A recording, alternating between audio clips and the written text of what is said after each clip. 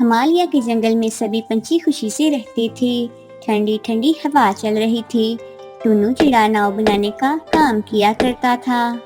टुन्नू, कितना काम रह गया है नाव का? बस थोड़ा सा काम ही रह गया है। दूसरी तरफ कौवा अपनी बीवी कव्वी से कहता है, कभी कभी मैं इंसानों की बस्ती में आज गया था। वो लोग बातें कर रहे थे कि सैलाबी बारिशों का सिलसिला शुरू होने वाला है।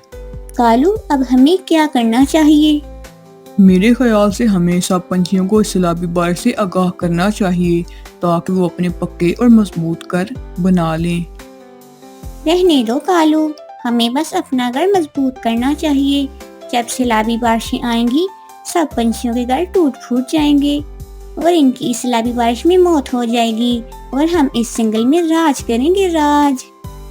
हाय मेरी चालाक पत्नी, मैं इस पूरे जंगल का राजा बनूंगा, राजा। और मैं रानी। सभी पंछी बाग में बैठे बातें कर रहे थे, लेकिन कालू कौवा अपना घर मजबूत करने पे लगा हुआ था। कालू भाई, हम सब हंसी मजाक कर रहे हैं, तुम भी आ जाओ। नहीं भाई, मेरा हंसी मजाक करने का कोई भी मूड नहीं है। तुम लोग अपना काम करो, मैं अपना काम करने में मसरूफ हूँ।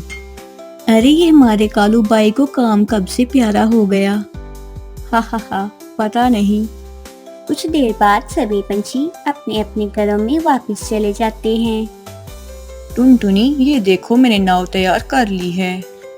अरे मेरे पति, ये नाव तो बहुत अच्छी और मजबूत है।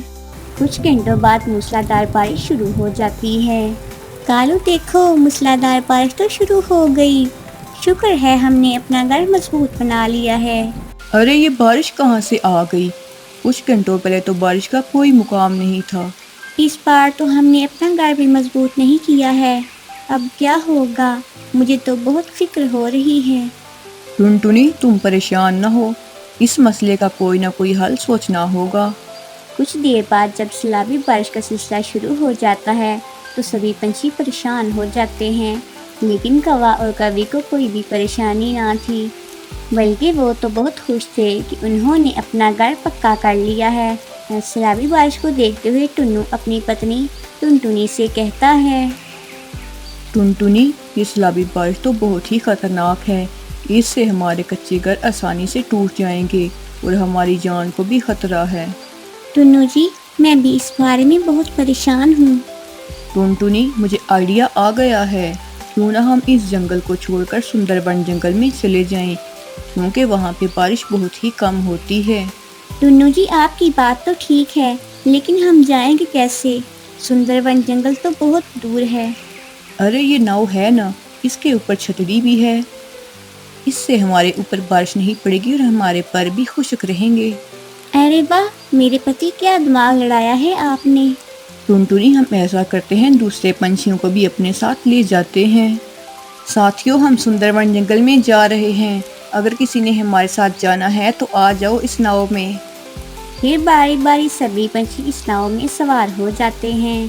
कालू भाई, क्या आप हमारे साथ सुंदरबन जंगल में नहीं जाएंगे? नहीं टुन्नू भाई, हमारा घर हमने मजबूत कर लिया है। हमें पता था कि सैलाबी बारिशें होने वाली हैं।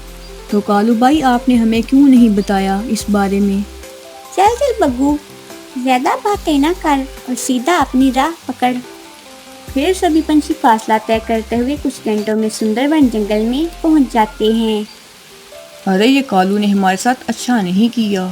अरे वो तो है ही हमारी खुशियों का दुश्मन। लेकिन दूसरी तरफ बारिश तो रुकने का नाम ही नहीं ले रही थी। लगातार बारिशों से पानी कालू कौवे के घर के करीब जा पहुंचता है। कभी हमारा क्या बनेगा? बारिश तो रुकने का नाम ही नहीं दे रही। कहीं हम डूब के मर न जाएं।